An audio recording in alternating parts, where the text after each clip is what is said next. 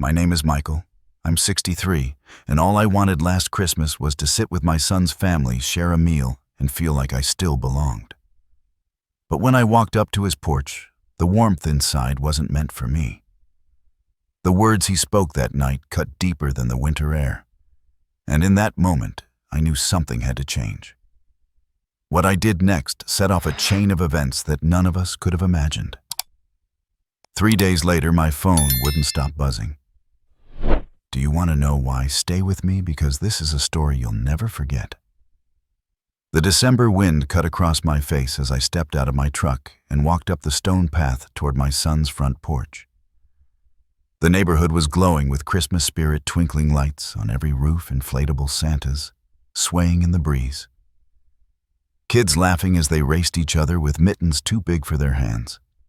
David's house stood at the corner of Elk Grove Avenue, the kind of 2-story suburban home that could have been on a postcard. The porch light was on, warm and welcoming to everyone except me. I paused at the door, my hand on the railing I had once helped install back when the house was still just an empty frame. And I believed I was building a future for my son's family. I knocked twice, steady but hesitant, and after a moment I heard footsteps on the hardwood floors inside. Lauren opened the door. She was wearing a deep red sweater, her blonde hair pulled back neatly, and she looked at me as if I were a solicitor selling vacuum cleaners. Behind her I could see the tall Christmas tree in the living room, 11 feet high and covered with glass ornaments, the smell of cinnamon candles filling the air. Dad David's voice came from the hallway. He walked toward me, his face tight as if he had been rehearsing something. He was dressed in a crisp shirt, no tie, but his shoulders were tense, his jaw stiff. For a second, my heart lifted just seeing him.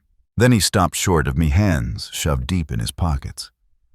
"We need to talk," he said quietly. Lauren stepped aside, letting him take the lead, though her eyes never left mine. They were cold, judging as if I had already failed some test. "Talk about what, son?" I tried to sound calm, though my chest was already tightening. David's gaze dropped to the floor for a moment, then lifted. "You can't come here for Christmas this year." For a second, I thought I had misheard him. The words seemed too strange, too sharp, to belong in this house that my money had built. "What are you saying?" His eyes flickered toward Lauren before returning to me. "Her parents are coming in from Seattle. They want things done their way." I felt a pressure rising in my chest. Their way. "And what way is that, David?" Lauren folded her arms, lips pressed into a thin smile. "It's nothing personal, Michael. We just need to keep things refined. It's a special gathering and we don't want any tension." My pulse hammered. Nothing personal. I stared at the leather sofa in the background, the marble coffee table gleaming under the chandelier, the crown molding I had paid for when Lauren said the old trim looked cheap. Every corner of that room carried my fingerprints, my sacrifice. And now, I was being told I didn't belong in it. David shifted, his voice shrinking with every word. "It's just easier this way, Dad. You know how her family is about traditions."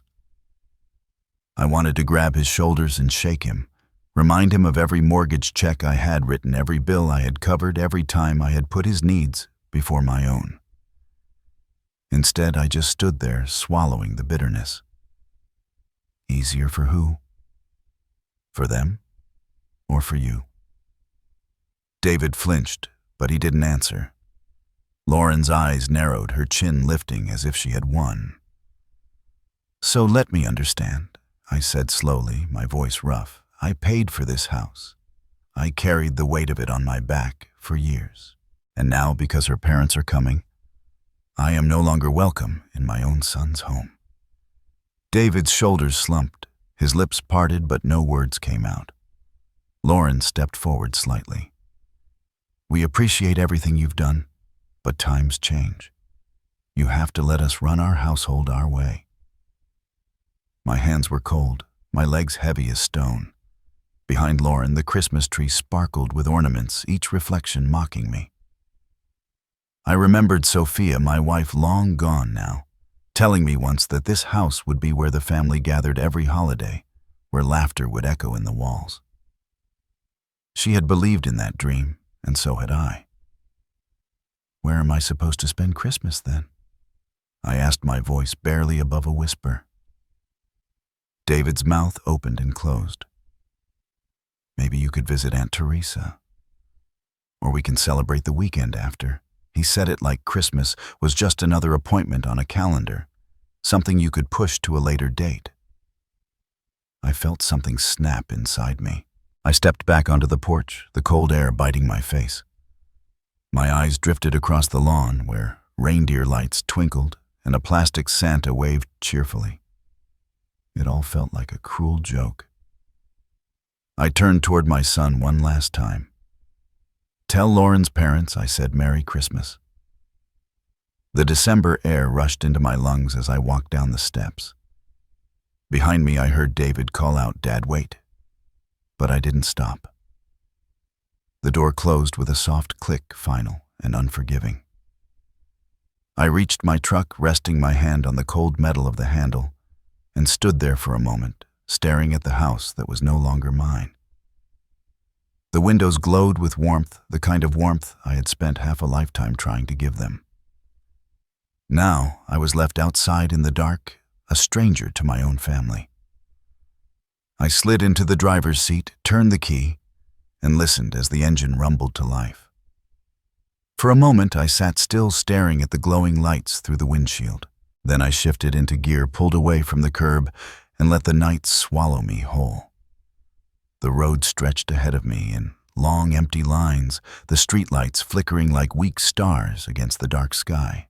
My hands gripped the steering wheel tighter than they needed to, the leather pressing into my palms, as if I could squeeze the anger out of myself. The quiet inside the cab of the truck was so loud, it made my ears ache. I tried to focus on the hum of the tires, but my mind refused to let go of David's voice telling me I wasn't welcome. I drove past block after block of houses decorated for Christmas. Lights hung neatly along rooftops, candy canes planted in yards, nativity scenes glowing with soft bulbs. I remembered when I used to bring David around town to see the displays, back when he was a boy who thought a string of blinking lights was magic. He would press his face to the window and laugh. Tonight, all I saw were houses that belonged to someone else. Families gathered inside. Laughter I could not hear, but could almost feel pressing against the glass. I made it back to my small house on the edge of Sacramento just before 10. The porch light flickered as it had for months, a repair I kept putting off because every extra dollar had gone into David's mortgage. The cracked concrete in the driveway reminded me of promises I had never kept to myself. I shut the engine off, the silence heavy enough to crush me. Inside the house smelled faintly of dust and old wood. The living room was bare except for the worn recliner and the small TV, no tree, no garland, nothing to mark the holiday. I had stopped decorating after Sophia died. She had always been the one to bring Christmas alive in this house, covering every corner with wreaths and candles, making her famous sugar cookies while Christmas music played too loud on the old radio. Without her, the holiday felt hollow. I sat down heavily in the recliner, my back aching, my knees stiff, the weight of years pressing into my bones. My eyes landed on the stack of bank statements on the coffee table. I had been avoiding them, though I knew every number by heart. I reached for the top one, the November mortgage payment, $3,200. The bold black ink might as well have been blood on the page. I leaned back and let my mind wander to 2016. David and Lauren had been desperate then, or at least that was how they made it sound. They stood in my kitchen, young and bright, full of plans they said would never come true without me. Lauren had tears in her eyes when she spoke about the down payment they could not afford. David had looked at me with hope that twisted into guilt. I remembered Sophia's hand on my arm, her voice saying we had to help. She believed in family above all, and so did I. So I went to the bank and pulled $60,000 from the equity in my house. I signed the papers with a steady hand, convincing myself it was an investment in my son's future. When we drove away that day, David hugged me so tightly it nearly broke me. He said he would never forget what I had done. I guess never did not last as long as I thought. After that came the monthly payments. At first I told myself it was temporary, that David would pick up the slack once he was promoted, once he had time to catch up. But months became years, and each check left my account like clockwork. $3,200 over and over, 60 months in a row. By the time I added it up last spring, the number made my head spin. More than $250,000 gone from my life and poured into a house that now shut me out. I rubbed my face with both hands, the stubble rough against my palms. My retirement savings had vanished. Sophia's insurance money was gone, and the small cushion we once set aside for emergencies had evaporated into granite countertops and hardwood floors. I had sacrificed everything to keep David and Lauren afloat. And in return, I was standing outside in the cold while they celebrated with her parents. I closed my eyes and thought about Sophia. She would have known what to say. She would have reminded me that love was bigger than money, that family came first no matter what. But even as her voice echoed in my memory, I wondered if she would have forgiven this, if she would have accepted being turned away from the very home her sacrifice had built. The clock on the wall ticked loudly, each second a reminder of time I could never get back. I stood up and walked to the window, pulling the curtain aside. Across the street, my neighbors had their lights blazing, children bouncing around the living room as their parents tried to corral them into pajamas. The laughter carried faintly through the cold air, muffled but unmistakable. I watched until the ache in my chest grew too sharp. I returned to the table and picked up another statement. The numbers blurred as I stared at them, but I forced myself to read every line. The mortgage was not mine to pay. Not legally, not morally anymore. I had kept it going out of duty, out of guilt, out of the belief that someday David would see me as more than a bank account. Tonight, he had made it clear that day would never come. I let the papers fall back onto the table. My hand trembled as I reached for the worn photograph of Sophia that leaned against the lamp. Her smile was soft, her eyes warm, and for a moment, I could almost feel her hand in mine again. I whispered into the empty room, asking if I had done enough, if I had given too much. The silence answered me heavier than any words. I sat there until the house grew colder and the shadows deepened across the walls. My body felt heavy, but my mind would not rest. Every sacrifice replayed itself like a cruel film. Every check written, every repair on my own home put off every small joy I had denied myself. So David and Lauren could live in comfort. Finally, I stood and turned off the lamp. The room sank into darkness, but the numbers still glowed in my mind. $60,000 for the down payment. $3,200 each month for 5 years. $250,000 in total. And in return, the words I could not shake. You are not welcome here for Christmas. I lay down in bed fully dressed, staring at the ceiling, my thoughts circling like vultures. Sleep would not come. The cold pressed in around me, and the house felt emptier than it ever had. Somewhere deep inside, something began to shift. It was not anger exactly, not yet, but a heaviness that hinted at the storm to come. The night stretched long, and when morning finally broke through the blinds, I knew nothing between us would ever be the same again. The morning air carried a dull chill as I pushed myself out of bed and shuffled into the kitchen. The coffee maker gurgled to life, filling the room with the smell of cheap grounds. I leaned on the counter, staring at the slow drip, and felt the tightness in my chest return. No matter how I tried to shake it off, the words from last night hung heavy over me. My own son had looked me in the eye and told me I was not welcome. I sat down at the table, cradling the mug between my hands, and my eyes drifted again to the bank statements spread out across the wood. The numbers screamed at me louder than any voice could. They told the story of how I had been used month after month until I was nothing but a signature on a check. By late morning, I found myself driving toward Elk Grove, unable to stop the pull. I told myself it was to clear my head. But deep down, I knew I wanted answers. I wanted to see their faces in the daylight, without the holiday glow of candles and a towering Christmas tree to soften the truth. When I pulled up in front of David's house, the driveway was full Lauren's white SUV, parked neatly beside the sedan her parents had probably helped them buy. The house looked perfect as always, every line of it polished, the wreath on the door positioned just right. It was the kind of house that hid the rot inside with a fresh coat of paint. I climbed the steps and knocked steady and firm. After a pause, the door opened and Lauren stood there, her sweater a soft gray, this time her smile thin as paper. "Michael," she said, her voice clipped. "I didn't expect to see you this morning." I stepped past her before she could stop me. "I'm here to talk to my son." David appeared at the edge of the living room, his expression caught between surprise and dread. "Dad, what are you doing here?" I looked at him, then at Lauren, and the words came without hesitation. "I want to know why. Not excuses, not your wife's rehearsed lines, but the truth. Why would you shut your own father out of Christmas?" David rubbed the back of his neck, avoiding my eyes. Lauren moved closer to him, her presence like a shield. "We just want things to be peaceful," she said, her voice sugar-coated but sharp underneath.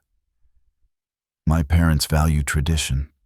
They expect a certain kind of gathering, one that fits their standards." I felt my jaw tighten. "Standards? Is that what you call it? Because from where I stand, it looks like contempt." David finally looked up, guilt written across his face. "Dad, please don't make this harder. You know how important it is to keep everyone comfortable." "Everyone except me," I said flatly. Lauren's eyes flickered, her chin tilting higher. "This isn't about you, Michael. It's about our family." "Your family," I shot back, my voice rising, "exists because of me. That mortgage you never touched, the down payment you couldn't afford, the roof over your heads. Every piece of this place came from my sacrifice." David's shoulders hunched, his lips parting as if he wanted to argue but couldn't. Lauren, on the other hand, didn't flinch. She crossed her arms and said calmly, "That was your choice. We never forced you." The calmness in her voice made my skin crawl. I turned to David. "Do you agree with that? Was it all just my choice, and now you owe me nothing?" David's silence was louder than any confession. I let out a bitter laugh. "I gave you everything, and you let her turn me into nothing more than a problem to be managed." Lauren's eyes gleamed triumphant, as if my pain confirmed her victory. "Maybe it's time you learned that sometimes helping too much only creates dependency. We need to build our own lives without interference." I took a step closer, my voice low and rough. "Interference. That's what you call the years I worked myself to the bone, so you two could live in comfort. That's what you call the money that should have gone to my retirement, to your mother's memory, to the life I sacrificed." David finally spoke, his voice breaking. "Dad, please don't turn this into a fight." "It already is a fight," I said, "and it's one I never wanted." "But you made your choice last night." The room fell silent, the only sound the ticking of the oversized wall clock above the mantel. I looked at my son one last time, waiting for him to take back his words, to step toward me, to show a glimmer of the boy I had once raised. But he just stood there, frozen, letting his wife's shadow cover him. I turned and walked out. Lauren's perfume trailing faintly behind me, mingling with the sting of betrayal in the air. Back in my truck, my hands trembled on the wheel. The anger boiled inside me. But beneath it was something colder, steadier, a clarity I hadn't felt in years. They had written me off, dismissed my sacrifices as choices I had made on my own. If that was how they saw it, then maybe it was time I started seeing it that way too. I drove aimlessly for a while, the streets blurring past, until I ended up at the old diner on Franklin Boulevard. The place hadn't changed in decades, the same cracked booths, the same faint smell of bacon grease clinging to the walls. I slid into a booth and ordered black coffee, staring at the steam rising from the cup.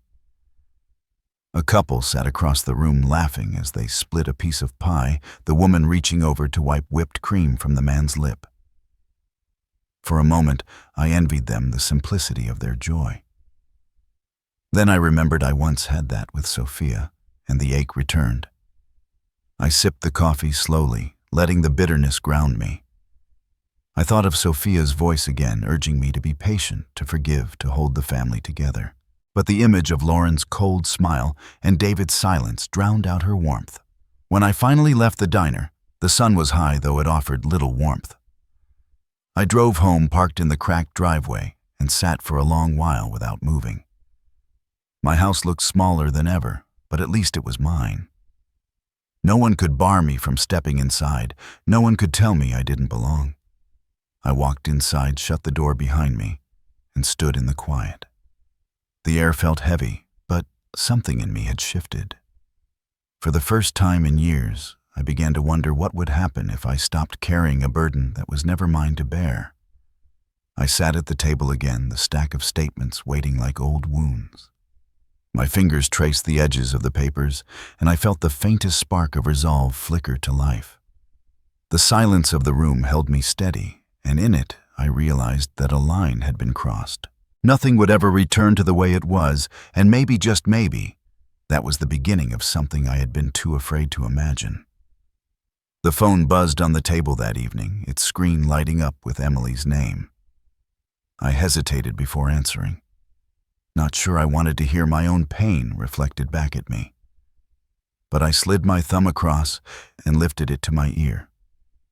"Dad," her voice came quick. "Worried David told me what happened. Is it true he really said you can't come for Christmas?" The knot in my throat tightened. "Yes." He looked me in the eye and said I wasn't welcome. Silence followed, then a sharp exhale. "That's disgusting. He has no right. You're his father."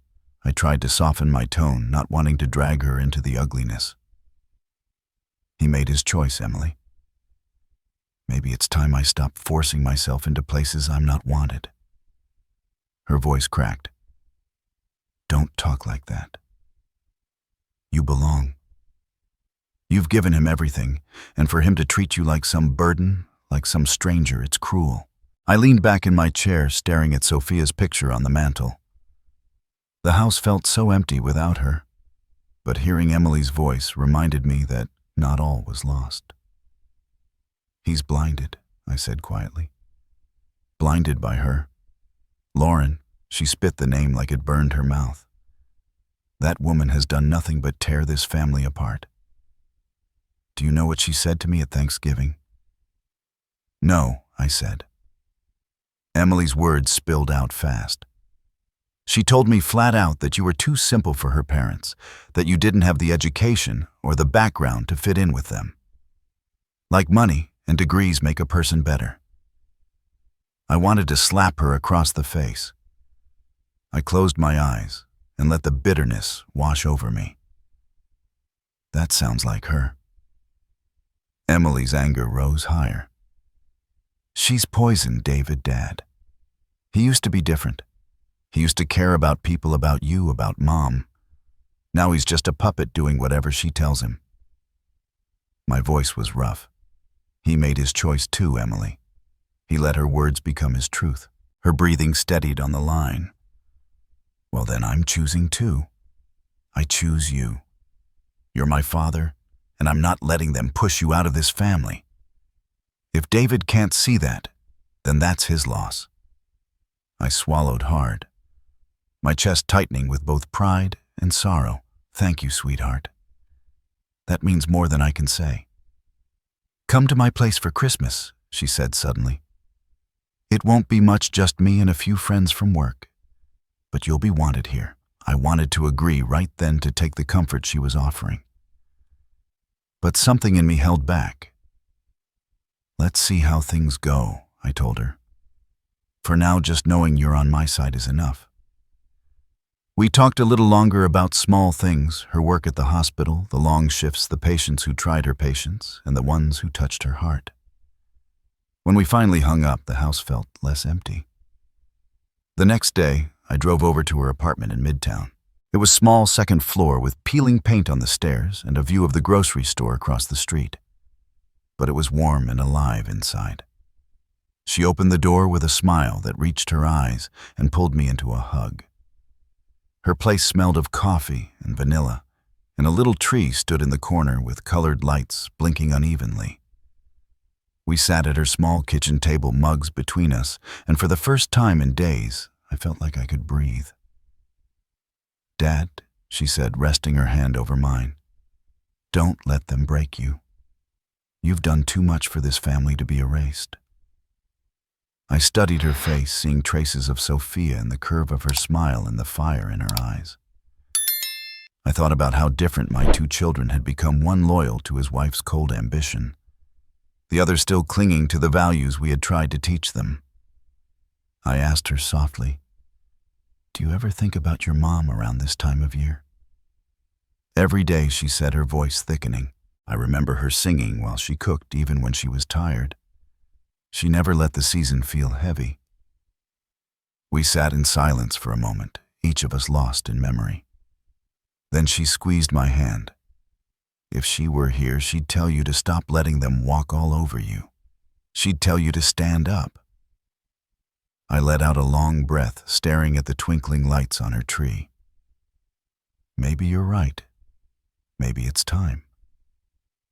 When I left her apartment later that night, the city streets were alive with holiday traffic horns, blaring lights strung across shop windows. I drove slowly, feeling both lighter and heavier at the same time.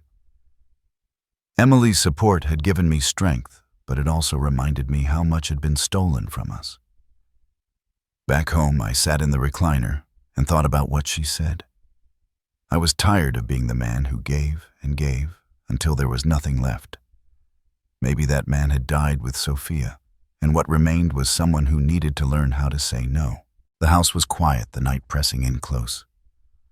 I closed my eyes and listened to the silence, knowing that a shift had already begun, and that the coming days would test me in ways I hadn't faced before. The morning light slipped through the blinds and cut across the living room, landing on the pile of bank statements I had left scattered across the table. I sat there with a mug of coffee that had already gone cold, staring at the numbers that had ruled my life for 5 years. $3,200 each month, every month, without fail. The kind of discipline I had never managed to keep for myself.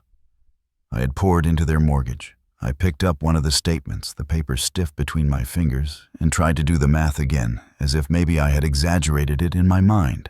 60 months, $3,200 each, and the $60,000 I had pulled out in the beginning for the down payment. The total had grown into something monstrous, more than $250,000. Enough to rebuild this old house of mine from the ground up, enough to give me a comfortable retirement. Enough to have taken Sophia on the trip to Italy she used to dream about. Instead, it had vanished into someone else's home, into countertops and chandeliers, into a place that now closed its doors to me.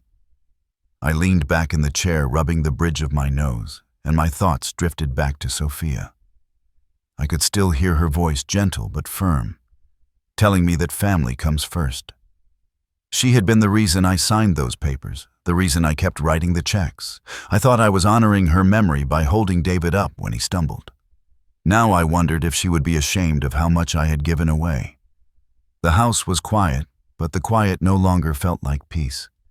It felt like judgment, like the walls themselves were tired of my weakness. I stood up and walked into the bedroom, opened the drawer where I kept the old folder of receipts and documents. The folder was thick, bulging, with proof of every sacrifice. I spread it all out across the bed like evidence. And as I stared at the rows of numbers and dates, something hardened inside me. My hands shook, but not from fear. It was anger, and underneath that anger was resolve. I had been carrying their weight for too long. I had been the silent partner in their marriage, the invisible hand that kept their roof overhead while they treated me as if I were a burden to be hidden away. I walked back to the kitchen and looked again at the latest statement. My reflection stared back at me from the glossy paper, tired eyes and lined face, the look of a man who had been drained dry. I thought about all the little things I had gone without. The flickering porch light I never replaced. The cracked driveway I never fixed. The vacations I never took. The dinners I ate alone, scraping together leftovers, while sending thousands each month to a house that wasn't even mine. I felt something inside me snap, not like glass shattering, but like a rope finally breaking after being pulled too tight for too long. The choice was clear. I didn't say the words out loud, but I felt them rise in me, steady and final. No more. I went to the phone on the counter and picked it up. My hand hovered for a moment before I dialed, my chest pounding. The automated voice of the bank filled my ear, cheerful and sterile, asking me to choose an option. I pressed the numbers with a calmness that surprised me. When the operator came on, her voice polite and professional, I told her what I wanted. Cancel the automatic transfer for the Turner mortgage, effective immediately.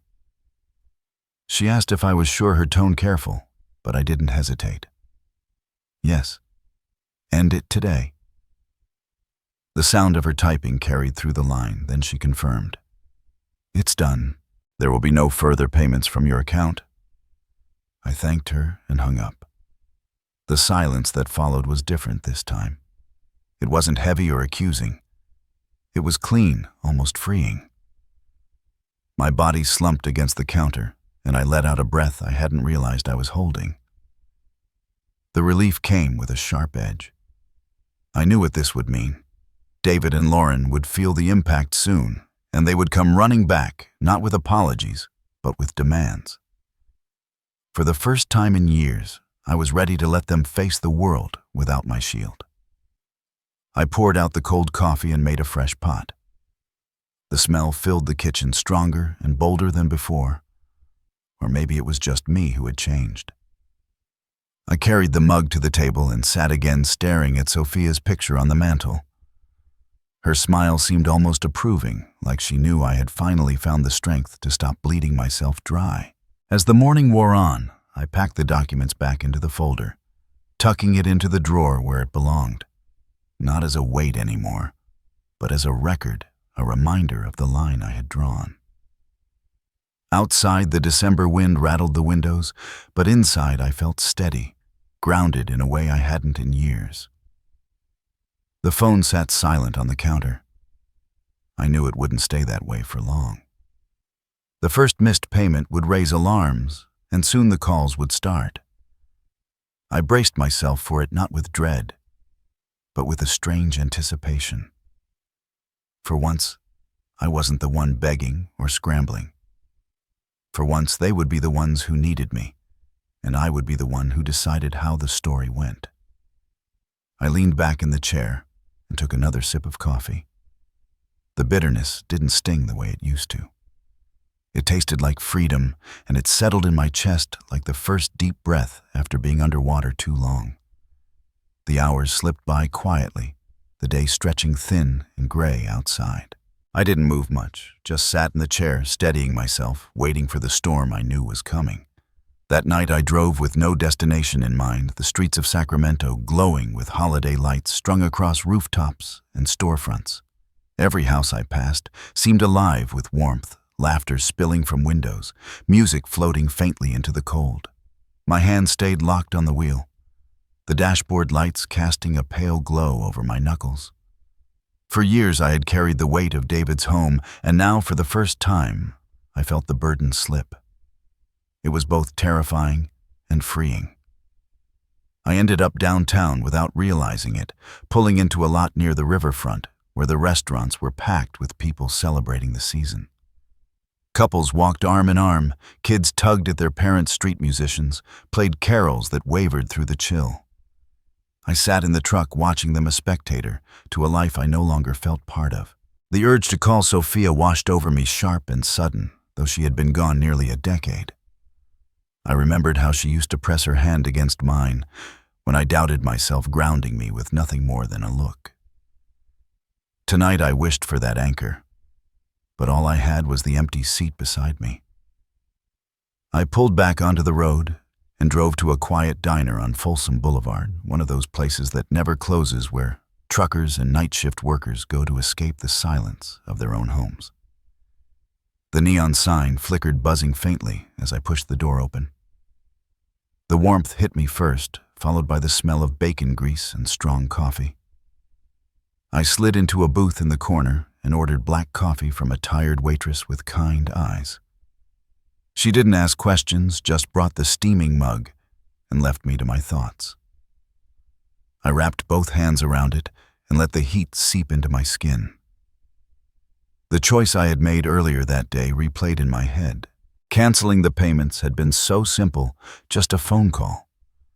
Yet the consequences felt enormous. I thought of David's face when he would learn of Lauren's sharp tongue lashing him, of the panic that would ripple through their perfect home. Part of me felt guilt stir, but another part, stronger this time, told me it wasn't mine to feel. The waitress refilled my cup without a word.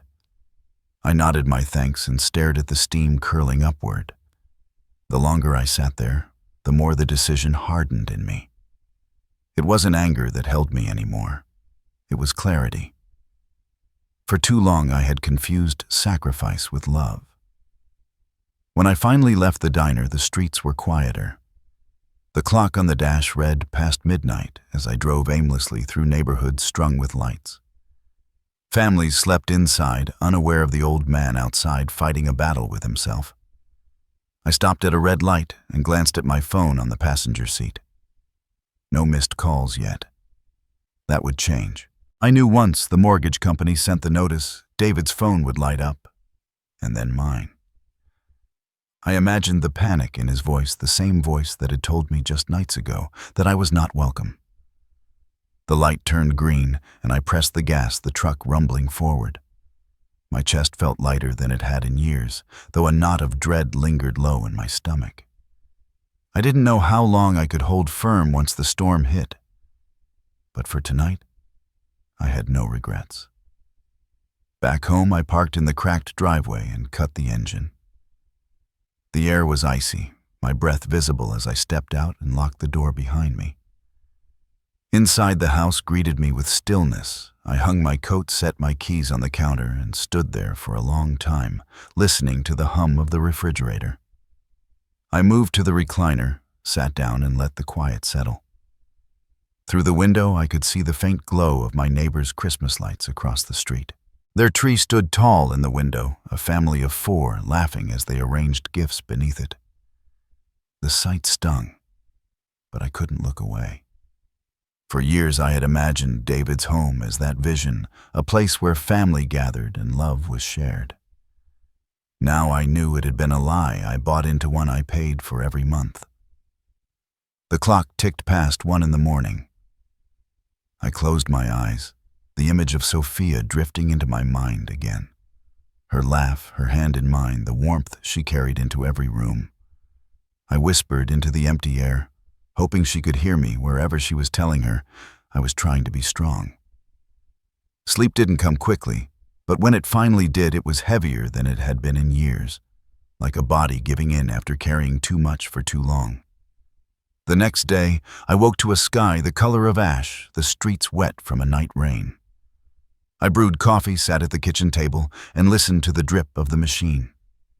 The phone stayed silent, but I knew that silence would not last. I sipped slowly, steadying myself, the bitter taste sharp on my tongue. Out the window, the world looked the same as it had yesterday. But I wasn't the same man who had written those checks month after month. Something inside me had shifted for good. I set the mug down, folded my hands together, and waited, knowing the first call would come soon.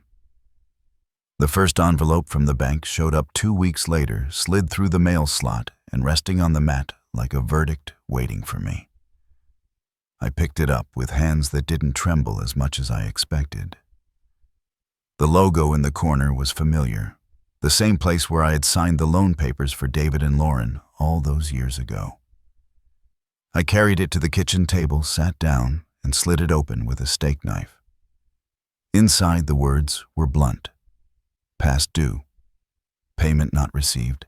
Contact us immediately to avoid further action. I read it twice, then laid the paper flat on the table, smoothing out the crease with my palm. My chest felt tight, but not with fear. More like anticipation. The phone rang that evening. I recognized David's number before I answered. His voice came in sharp, tense, almost breaking. "Dad, the bank called me. They said the mortgage is behind." Did something happen? I leaned back in my chair, staring at the ceiling. Nothing happened, David. I just stopped paying. There was silence on the line, the kind that makes you wonder if the call has dropped. Then his voice came again, higher, desperate. "You what, Dad? You can't just do that. They're going to foreclose." I sipped my coffee, steady and calm. "It's not my mortgage, David. It's yours." I could hear him breathing hard, like he was pacing. "You don't understand. If they file a notice, my credit is ruined. We'll lose everything." I let the words hang between us before I answered. "You told me I wasn't welcome at Christmas, remember? You made it clear that I wasn't part of your family. That house isn't my responsibility anymore." The anger in his voice spilled over. "Lauren said you'd do something like this. She said you'd try to punish us." A bitter laugh escaped me. "Punish you, David?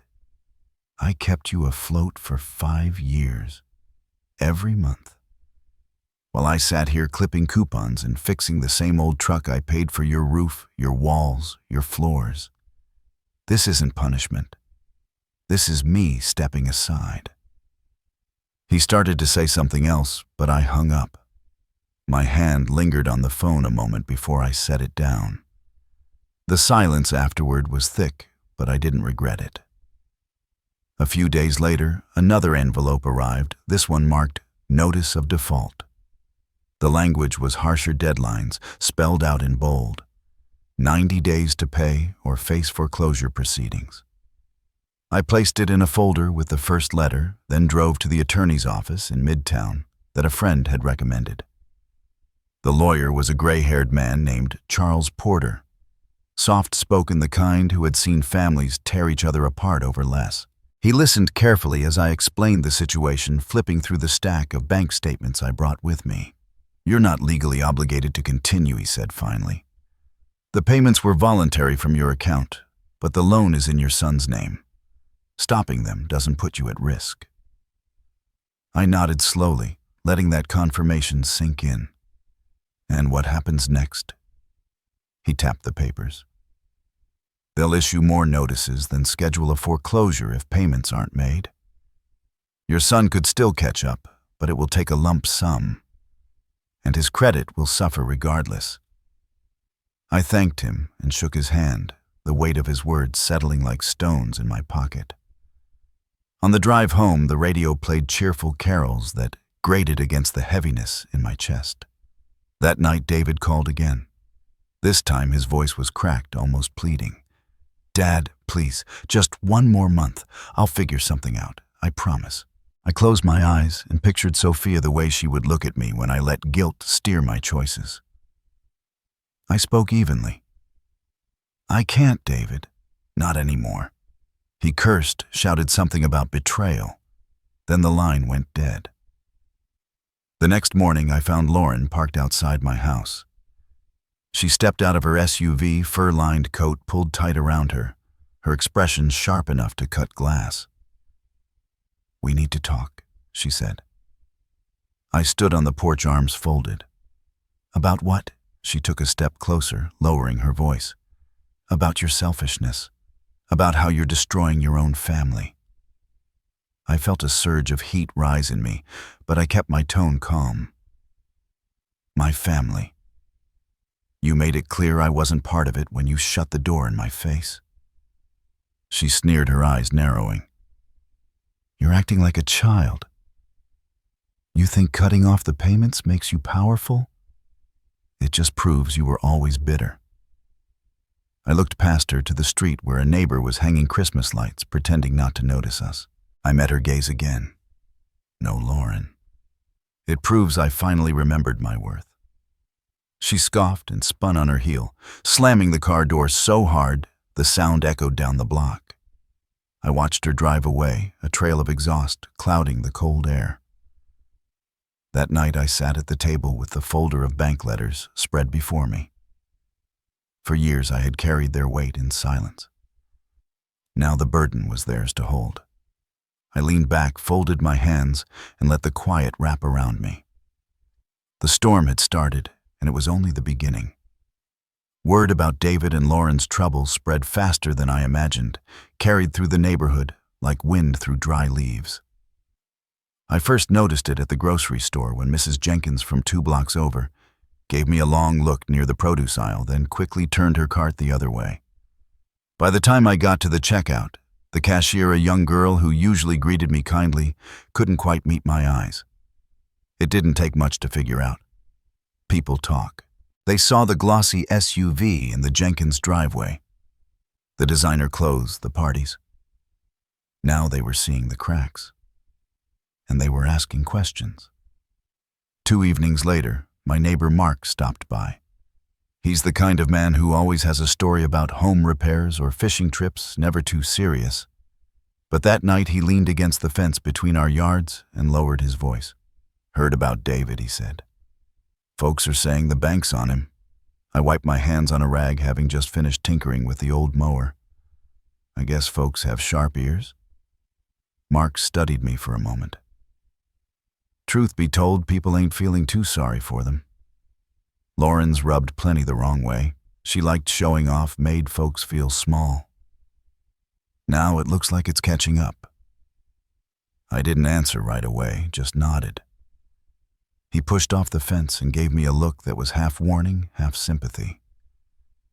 "Be ready, Michael. When people like them start drowning, they'll try to pull others down with them." That weekend, the Morgans hosted a Christmas get-together.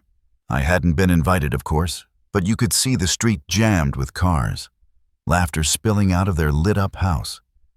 For a while, it looked like they were carrying on as if nothing was wrong. But the next day, I heard otherwise. At church on Sunday, an older woman named Patty leaned close as we stood in line for coffee after service. She told me she had been at that party, that a few glasses of wine had loosened tongues. Guests whispered about how the bank had called how foreclosure notices were on the way. Some even said Lauren had snapped at her own parents during dinner when they hinted she might have to downsize. By the time I walked home, I could feel the weight of it in the air. My neighborhood was buzzing with the kind of gossip that sticks, the kind that clings, no matter how much scrubbing you do. The following Tuesday, I was outside raking leaves when Lauren's car pulled up. She stepped out with sunglasses covering half her face, though the sky was cloudy. 2 of the neighbors across the street paused their conversation to watch as she stormed up my driveway. "You think you've won, don't you?" she hissed. "You think the whole neighborhood's on your side." I leaned on the rake and kept my voice calm. "I don't need sides, Lauren. This isn't a game." Her lips curled into something sharp. "They're laughing at us, at me. Do you know how humiliating it is to walk into the store and feel eyes on you?" To hear whispers, I met her glare steady. "You cared plenty about appearances when it was me carrying the bills. Now the truth's showing, and that's not on me." She yanked off her sunglasses, eyes flashing. "David can't take this. He's breaking. And you're sitting here sipping coffee like you're the victim." I pointed to the cracked driveway beneath us, the one I'd never had money to fix because of them. "I've been breaking for years, Lauren. The difference is, I don't hide it behind Christmas lights. She trembled, whether from anger or fear I couldn't tell. Finally, she turned, stomping back to her car. The neighbors across the street didn't pretend to look away this time. They stood openly watching her slam the door and peel off. That night, my phone lit up with a message from my daughter, Emily. "Dad, what's going on with David? People at work are saying things." I stared at the screen a long while before answering. It's not my story to tell, Emily. Just remember who paid the price when they had everything. The days grew colder as Christmas drew closer. Lights twinkled on every block, but in our corner of Elk Grove, the glow around David's house felt dimmer. Guests no longer crowded their driveway. The air carried a tension sharp enough to slice through holiday cheer. I watched it all quietly, the gossip, the sidelong glances, the shift in how people spoke their names. For years, Lauren had built an image, polished like glass, untouchable. Now cracks spread across it, visible to anyone willing to look. One evening, while I sipped tea at the kitchen table, I realized something. I hadn't done anything to shame them. I hadn't whispered, hadn't pointed fingers. I had simply stopped paying. The rest had unfolded on its own. I leaned back in my chair, listening to the faint hum of Christmas music drifting from the radio. Outside, the lights blinked against the dark, steady and unbothered. Inside, I felt the quiet kind of justice settle into place, the kind that doesn't need shouting to be heard. But justice rarely comes without noise, and I knew the loudest part was still ahead.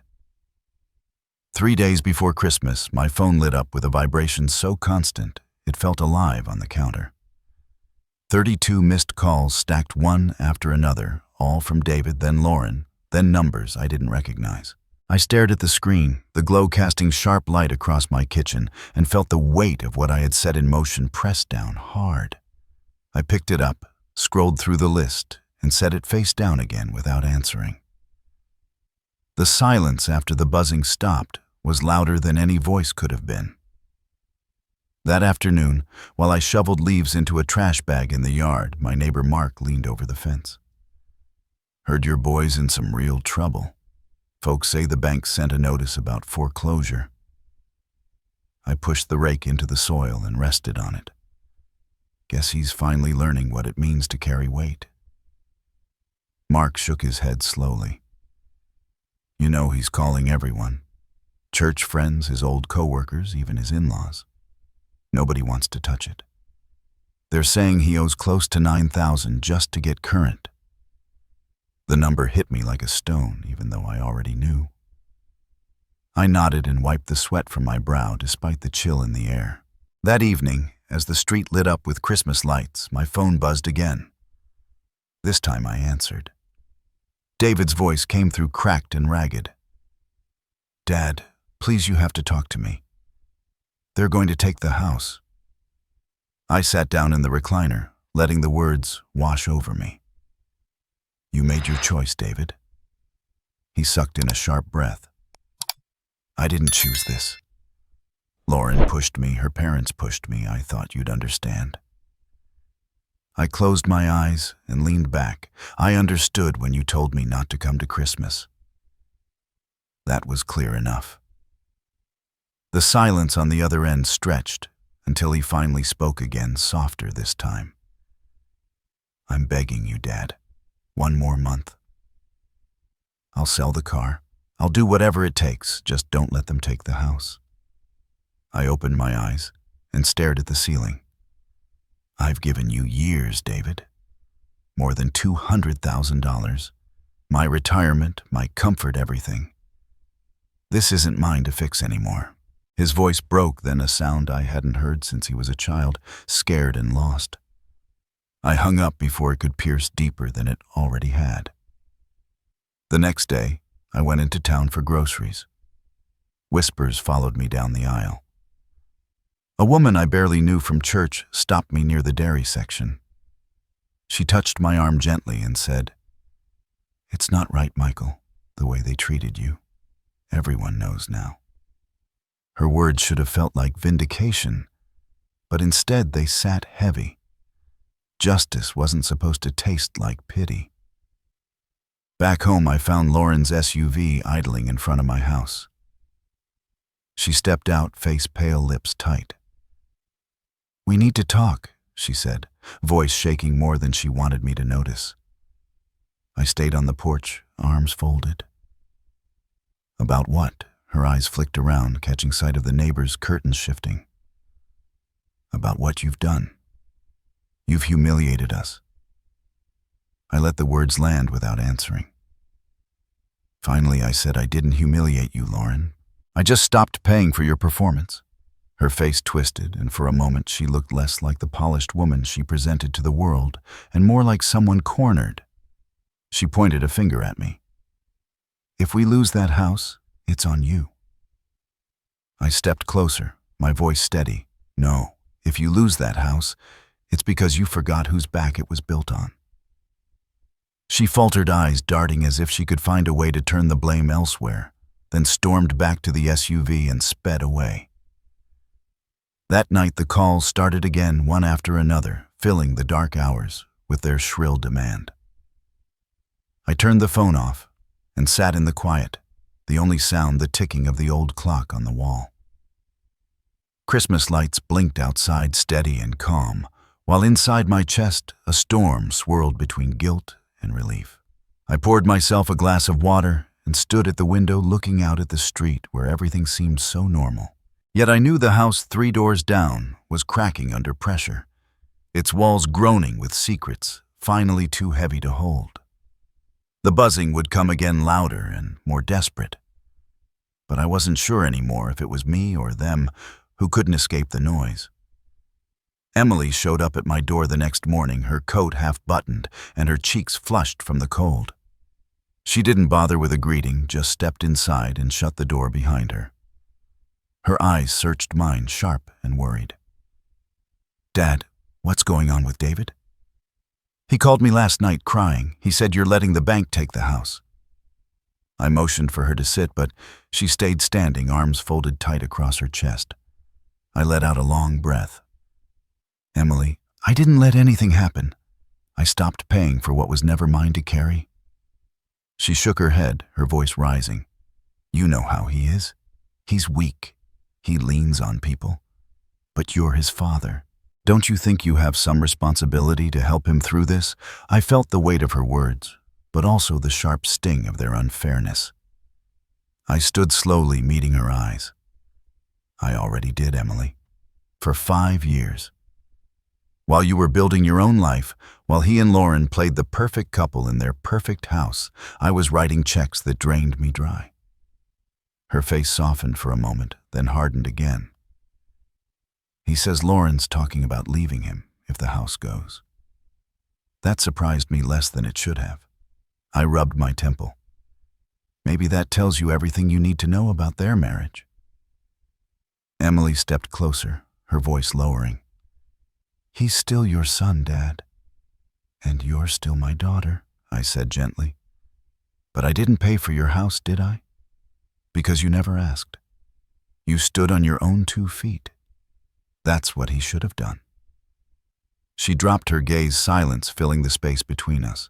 After a long pause, she finally said, "I just don't want to lose the only brother I have." I put my hand on her shoulder. "I don't want that either. But losing him might not be my choice this time." She nodded reluctantly, tears shining in her eyes, and left without another word. That night, the call started again. David's number, then a blocked number, then Lauren's. I let them ring until my voicemail filled. At midnight, there was a knock on the door. I hesitated, then opened it, to find David standing there, his eyes bloodshot, his hair unkempt. "Dad, please," he said, stepping inside without waiting for me to invite him. He looked around the small living room as if seeing it for the first time. "This place is falling apart. You're sitting here alone. Why can't you just help us keep what we've built?" I closed the door behind him and leaned against it. "What you've built, David, was built with my hands and my money. Without me, it wouldn't stand at all." He turned, anger flashing. "So what, you're just going to watch me lose everything?" I stepped closer, my voice firm. You lost me the night you told me I wasn't welcome. That was your choice." His shoulders slumped, and for a moment he looked like the boy I used to carry on my shoulders at the county fair. "Dad, I messed up. I listened to her parents' tour. I thought I was doing what was best for my family. I wanted to believe him. I wanted to reach for that small crack in his pride and wedge it open. But then he said, 'If you don't pay, it will ruin me,' and I knew. He still hadn't learned. I walked to the window, staring out at the frost on the lawn. Maybe ruin is what you need, David. Maybe that's the only way you'll ever stand on your own." He didn't answer, just stood there breathing heavily. Finally, he muttered something I couldn't catch and stormed out, slamming the door so hard the frame rattled. The next day, I drove into town for groceries and felt eyes on me everywhere I went. Whispers followed, some sympathetic, some sharp. People love a scandal, and the story of the Morales family had become theirs to chew on. At the register, a woman leaned close and said, "You're doing the right thing. Don't let them bleed you anymore." Her words gave me no comfort. I didn't want to be a spectacle, didn't want strangers taking sides. I only wanted peace. That night, as snow began to fall lightly, I sat at the table with a stack of bank letters. Each one felt like a brick in a wall I had built between me and my son. I thought about Sophia, about what she would have said. I imagined her telling me I had given enough, that letting go wasn't cruelty, but survival. I pressed my palms to the table and breathed deep, the house silent around me except for the wind outside. Somewhere across town, David and Lauren were unraveling their world, shrinking with every call unanswered, every neighbor who stopped pretending not to know. I didn't know if this storm would tear us apart forever, or if something new would rise from the ruins. All I knew was that Christmas was coming, and the reckoning with it. Christmas Eve arrived with a bitter cold that cut through the air like glass. The streets in Elk Grove glowed with decorations, driveways packed with cars, families spilling out of warm homes, carrying pies and wrapped gifts. My house sat dark and still, a single string of lights sagging across the porch, a half-hearted attempt I had put up out of habit, more than spirit. I brewed a pot of coffee and set the table for one. The turkey in the oven was small, just enough for me, but it filled the house with the smell of rosemary and sage. For the first time in years, I didn't feel rushed, didn't feel the weight of someone else's demands hanging over me. Yet the quiet pressed heavy on my chest. By late afternoon, the phone began buzzing again. First a handful of calls, then more, until the screen filled with missed notifications. David's number lit up over and over, followed by Lauren's, then finally a number I didn't recognize. I silenced it and carried my plate into the living room, settling into the recliner as Bing Crosby's voice floated softly from the radio. As I cut into the turkey, headlights swept across the window. My fork froze halfway to my mouth. A car door slammed outside, then another. I set the plate down and stood listening as voices carried through the cold. The knock on the door rattled the frame. When I opened it, David stood there with Lauren behind him, her arms crossed tight. His eyes were wild, his hair disheveled, his coat unzipped against the freezing air. "Dad, please, we need to talk." I stepped aside and let them in the warmth of the house wrapping around their tense bodies. Lauren refused to take off her coat, her eyes darting around as if she didn't want to sit too long in my modest living room. David's voice cracked as he spoke. They sent the final notice. "If we don't pay by January 10th, they'll start foreclosure." I don't know what to do. I sat in the recliner and folded my hands steady. That's not my problem to solve anymore. He dropped onto the couch, his face in his hands. I'll lose everything. My job, my family, my credit. Lauren shot him a sharp look, but stayed quiet. I studied them, the couple who had cast me aside like an old coat now sitting in my home asking for salvation. I thought of the years of checks, the second mortgage I had taken on my own house, the nights I ate canned soup while they decorated their kitchen with granite counters. I spoke slowly, each word measured. I carried you for 5 years, David. Every month without fail. I gave until there was nothing left to give. And still, when Christmas came, you told me I wasn't welcome. His shoulders shook. I was wrong. I see that now. I let her parents push me. I let Lauren push me.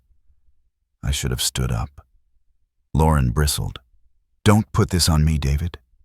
Your father made his choice. I turned to her, my voice low. My choice was to stop being used. You can call it what you want, but I know what it was. The room went still. The only sound was the faint tick of the clock on the wall. David finally lifted his head, his eyes red and wet. Dad, I need a second chance.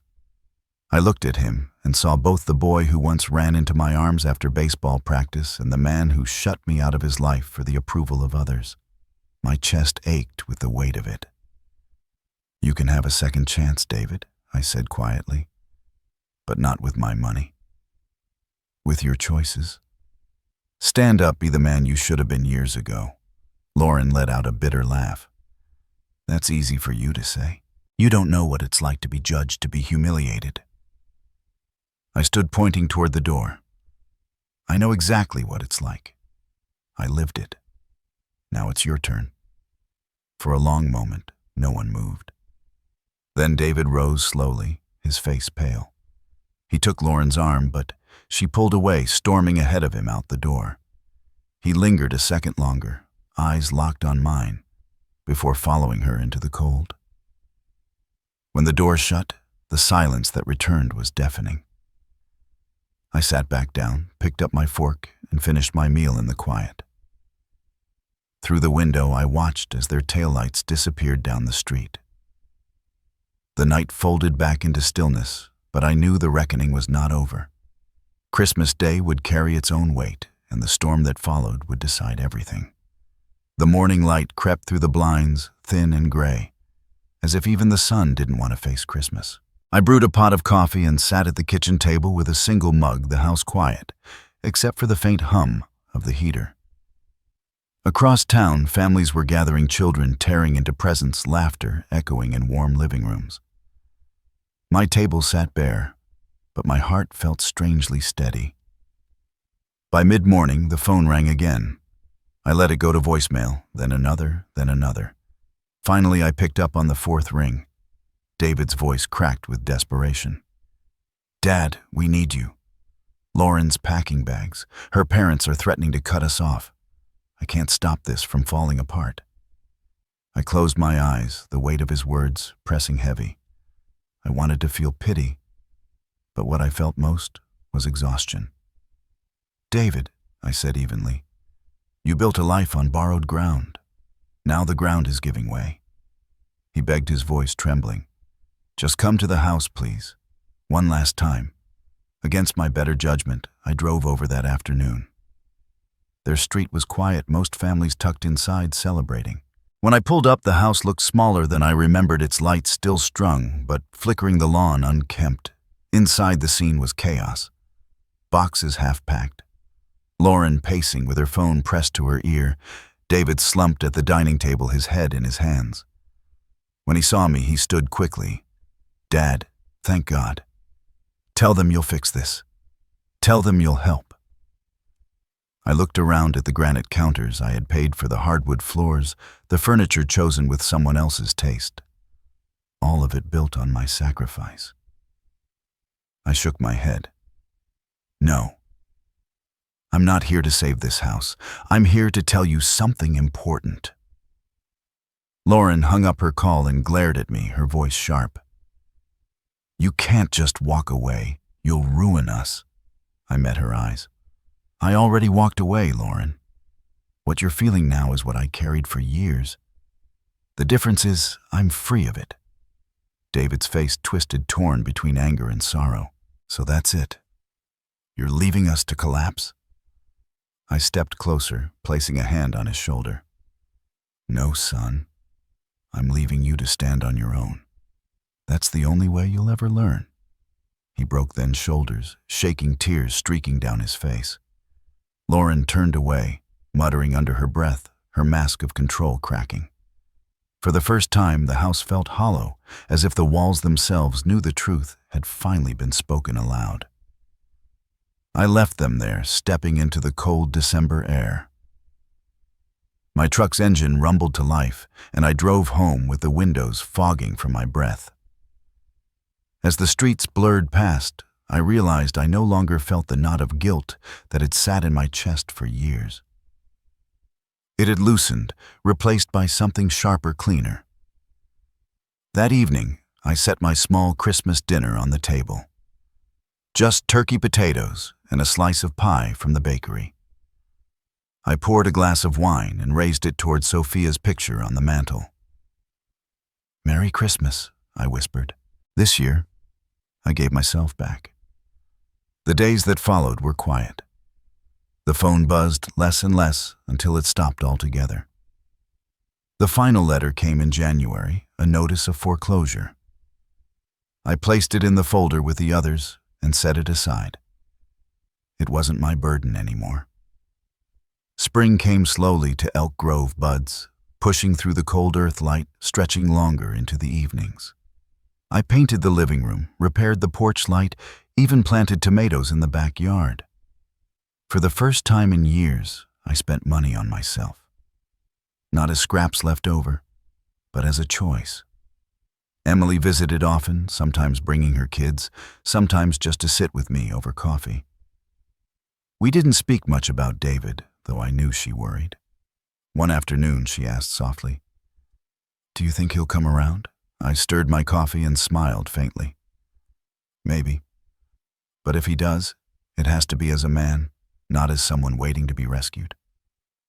Months passed, and the world didn't end.